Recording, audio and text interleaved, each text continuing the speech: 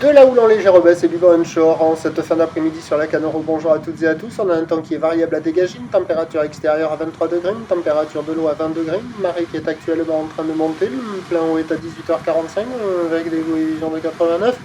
Et sur cette fin de marée montante, le drapeau ondule. Il est toujours faible à modéré. Il s'est pas levé modéré quoi. Il est ouest-nord-ouest. Un beau fort établi des rafales à 2, le plan d'eau est ridé à clapot, les phases de vagues sont idéalistes là où les multipliques, moyenne à longue 9 secondes de période, orientée ouest-nord-ouest à ouest, une houle en légère baisse donnée par la bouée Tartachon-Gascogne à 1,20 m, 6 à 7 secondes de période, ce qui nous donne en termes de taille de vague en cette fin d'après-midi à Lacan aux Océans.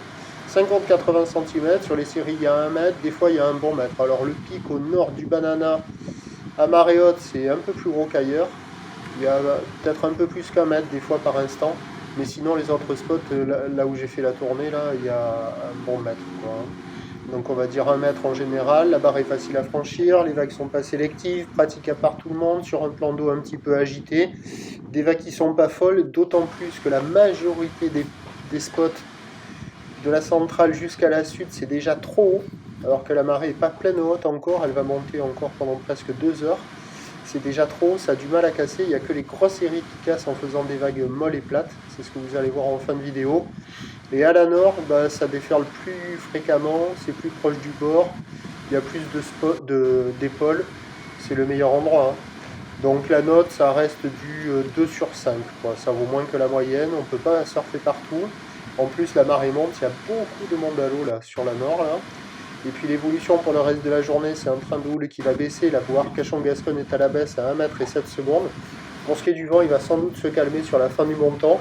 Mais pour une session ce soir à marée haute, il faut s'orienter sur les spots de marée haute ou alors s'excentrer loin au sud et au nord parce que sur toute la zone centrale sud jusqu'à l'écureuil quasiment là, c'est presque insurfable et ça va être sans doute insurfable dans 1 heure. Donc voilà, sur un spot de marée haute, il y aura des vagues un peu en amélioration, le vent va se calmer sur la fin de journée, ça devrait être assez, un petit peu plus sympa, mais sur un spot de marée haute uniquement. Pour ce qui est de demain, mardi, c'est un train de houle qui aura grossi dans la nuit et qui, le matin, sera déjà sur une tendance à la baisse avec le retour du vent offshore.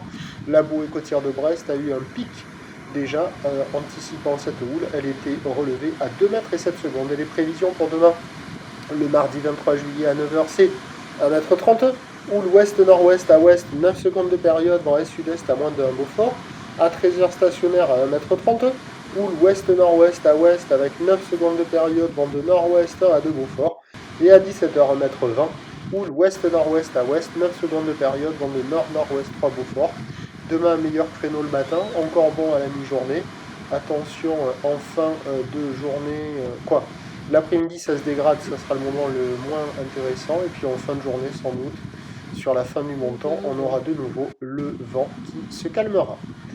Je vous souhaite une bonne soirée. On se retrouvera demain matin à 6 h sur le 08 92 29 78 73 pour le premier bulletin. Merci.